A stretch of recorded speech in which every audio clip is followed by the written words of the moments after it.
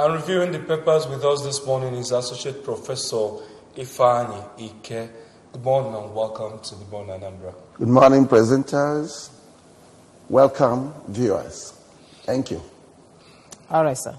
All right, we'll begin to look at the papers. We'll start with ABS website. On ABS website, we have Anambra wins award as top 5 most improved states in Nigeria in the World Bank Ease of Doing Business Index. Okay. Onitsha marine vegetable market in full swing as riverine communities make bricks business. Anambra Police Command moves to enforce ban on street trading. FRSC enforces safety directives on articulated vehicles at Newi, impounds 32 vehicles. EFCC warns youths against financial crimes. Anambra lawmakers pass bill for establishment of State House of Assembly Service Commission. Nigerian Navy holds recruitment aptitude test Saturday next week. Those are the stories on the front page or on the website of ABS. There's no front page there. For these stories and the details, just log on to our website. These ones are still on front page. Yes. It's still on front page because we have other stories. Okay, probably. All right. We'll begin with the first story there. Anambra State led other 4 states to emerge on Ease of Doing Business Index in Nigeria, the 5 top states. I think is a good one for the state. One of the index proved that Anambra improved on registration of business premises and your ability to start a business and sustain it. Yes. What does it say for the economic drive of the state government and maybe, will I say, the hospitality of Anambra? Yes, it is a pointer to the fact that the governor of Anambra State, Chief Willie Madabrochukwu Obiano, actually came to serve Anambra State, actually came to transform Anambra State in many facets of development. We know about the issue of security. Security is the end thing because when the place is secure, businesses will thrive. Anambra became secure when the governor, Obiano, came to the saddle. And because of that, people thronged into the state to start various kinds of businesses. And when you are free and safe in an environment, the business will actually succeed. Gone are the days when people run away from Onitsha, Newi, in particular, these 2 business centers in Anambra State, for fear of the activities of criminals, for fear of kidnappers, because you cannot say you're a big businessman, an industrialist, a business mogul, or a business tycoon, and you don't have a peaceful environment to operate. So the ease of doing business in such communities will be very low, at a very low index. Okay. But with this development, which Obiano has already put in place, the businesses must thrive. People will do business with ease. Definitely. And when you calculate the index of that business, you can see that Anambra has improved tremendously. I see. That's what it is. Okay, so let's move on. And yesterday we were talking about enforcing ban on street trading, and just today it appeared in a news website that Police Command is moving to enforce ban on street trading. Do you see that stopping? Because it does appear so many measures have been put in place to make sure that our people get out of the road, out of the streets, but it's still, the problem is still there. So what do we do? Yes, the problem is still there, but we'll have to do something to stop street trading in Anambra State. Markets should be built or sequestered where it should be suitable for traders to do their business. What happened at Opiweka? You remember what happened? Many lost their lives. At Northia, that was just on Monday this week. A trailer, kind of veered off the road. And there were street traders along that side. If you check, what do you call it? Abagana, Ogidi, Oyago axis. The same. Even Enugu. There will be unnecessary traffic congestion there because of the street traders. You can come in there, coming from Mpo towards Oka. Once it's around 6 o'clock or 6:30, you are in trouble. You may stay there till 8 o'clock in the night or 9 because of the street traders. So there's every necessity that they should be relocated. Okay. They should be relocated. The government is doing well. But the important thing in relocation is to find a suitable place for them and make it habitable for them to do the business. All right. That's what is important. Okay. Let's move now to other dailies. We have national lights called ETA and national lights as well. We'll take them together. Called ETA. Ụmụ akwụkwọ Anambra eritela ọla nchara n'asọmpi nka na ụzụ mba ụwa. Anambra malitere ikpochisi ụfọdụ ụlọ ọrụ maka atụghị ụtụ isi. Atụọla otu nwoke nga maka iwu nwunye ya mmiri ọkụ. And national lights. On the front page of the national light, we have Senate Presidency, Igbo Strike, Iwanyanwu, Party's Decision Supreme, APC. Rivers, finally, Wike wins. Tramadol overdose kill 3 university students in Owerri. That was the bad story of yesterday that trended yesterday. UN warns of famine in Nigeria, 7 other countries. Those are the major stories on the front. Okay, we also have Inogidi kerosene explosion kills 11-year-old girl. Maybe let's start from that. Kerosene explosion kills 11-year-old girl. That has been a problem, not only in Anambra, in some other states of the southeast. It has always been that. The problem of this kerosene explosion is the situation whereby some of these marketers, petroleum product marketers, particularly the Independent Petroleum Marketers Association of Nigeria, IPMAN, sometimes they don't checkmate or regulate their activities as it should be. I know a situation whereby people do bunkering. And when oil is being pushed from Port Harcourt refinery, let's say to Enugu, or to Makodi, or Escravos through Lagos, coming down to Warri, it's passed through the pipeline. And most of these bunkerers, what they know is that they connect and receive this product. Let me tell you the problem we have. Sometimes, PMS, Premium Motor Spirit, which we call the fuel in our vehicles, will be pushed in and they will receive it. AGO, automotive gasoline oil, which we call the diesel or gas, will come, they collect it. Then they what we call the kerosene, DPK, dual purpose kerosene, will come, they collect. So they send it to filling stations. Why kerosene explosion? That's what that's where I'm going. That's where this mixture. Okay. This mixture, they take it to a filling station. The novice there will receive. They put underground, and that kerosene contains fuel. And kerosene seems to be more expensive than fuel. Thank you. So they concoct that one to make more money. I wouldn't say concussion. I'll go to concussion later. Okay. This one is that they may not know, except they test it. That's what we call hydrometer. And if you use the hydrometer to test the quality of what you have brought, somebody may come to filling station and buy a kerosene containing fuel. So it might you put it in your stove, it will explode. It might not actually be the fault of the marketer. Yes, maybe the fault of the source of supply.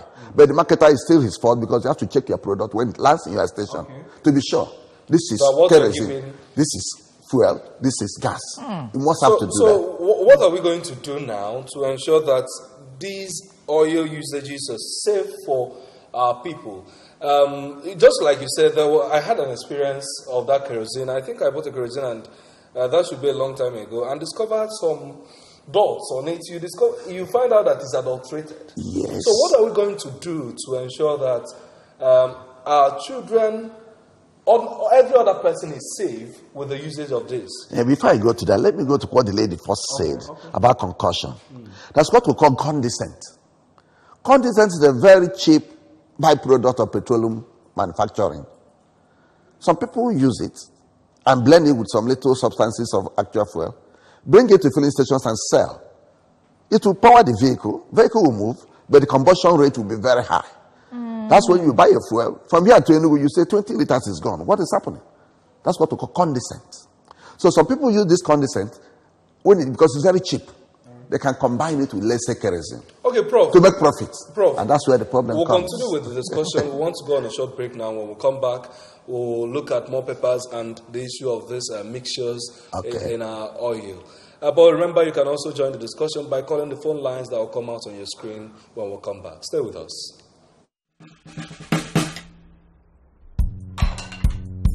Son, being good at something requires strength. It requires pushing yourself. It requires putting in more.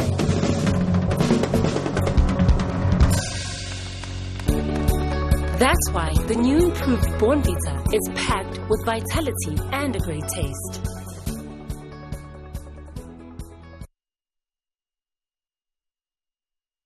All right, we're still looking at the national dailies this morning, reviewing the papers, and Associate Professor Ifeanyi is with us. There were issues we were handling, but because of time, we won't have to dwell on run. that. And this one that Iwanyanwu just made, Senate presidency, was right.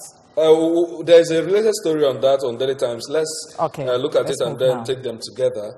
The Senate presidential struggle. So the story there says, Gaya deeping 9th Senate leadership tussle. Yobe Youth Coalition endorses Senator Lawan for Senate President. Ex-Minister cautions APC over hasty decision on NAS leadership. That's the major story there. We have economy diversification. Bankers Committee boosts non-oil export business with 200 billion naira. Reps Committee summons CBN, Pencom, others over 33 billion naira pension fund. Nigeria's total debt hit 24.38 trillion in 2018. Jubilation in Imo as court dismisses suit against Ihedioha. Nigeria ranks among leading democracies in Africa. Thus, Buhari. The tussle in the Senate. Do you think there are too much outside interference in the process of electing the next Senate president? 2 months to go and the dirty game is already up. This is politics. And in politics, there must be interferences, either from within or from without. It's a common thing in politics. Even when tenure of an administration is winding up, interferences will still come, even from other states. Because politics is about interest. People will have interest and they will come in to play one role or the other. So in the case of the leadership of the Senate, there are a lot of interferences that must come from within. And the majority of these influences, or most of these influences, will come from people who have one thing or the other to do politically in this country in connection with leadership. So the issue of the Igbo man assuming the role of a Senate president is apt. It is okay. And do you see that being realized? We've been marginalized, but I am not seeing it being marginalized. I mean, being actualized or realized as at the moment because of the trend of the leadership of the country. But the way I'm saying it, the president, the way he started, except he's going to turn a new leaf now, he was not keeping Igbos in correct, perspective. Mm-hmm.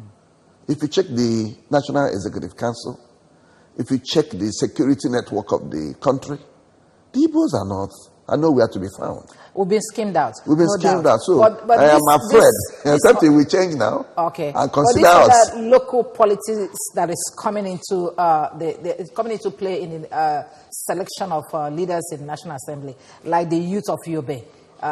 Campaigning and supporting and endorsing. What business are they in the legislative chambers? But that is the beauty of politics. People showing they are there. People showing they have interest. People showing this is where we are and we want to be noticed and this is what we want. Okay, so that's the beauty of politics. In the studio. Hello. Yeah. Hello. Hello. Okay, let's continue. There are still other stories on that front page. Like you mentioned, the issue of the Senate presidency is still coming up in other papers. Let's look at the Punch newspaper now. On the Punch, Nigeria's debt hits 24.39 trillion, rises by 2.66 trillion in 1 year. Fachola's ministry UDRP unit budget full of errors coming from reps. 2019 elections have produced 736 petitions appeal courts. INEC fixes Rivers supplementary elections for April 13. And we also have 9th National Assembly. Northeast Group backs Goje. Gaya declares for DSP bid. Colada's killing. Command recommends inspector's dismissal. Let's look at the issue of Nigeria's debt hitting 24.39 trillion, rises by 2.66 trillion in 1 year. Is this a good trend for? Very bad trend. And you know, the issue is that we are fond of borrowing. We are fond of looking for foreign assistance. And when they come, we don't even have a systematic approach in repayment. And it continues to pile up. So it has always been our problem. So I don't think, even in the nearest future, that we are going to clear our outstanding debts with ease. So it has always been there, not even just with this administration. It has been a problem.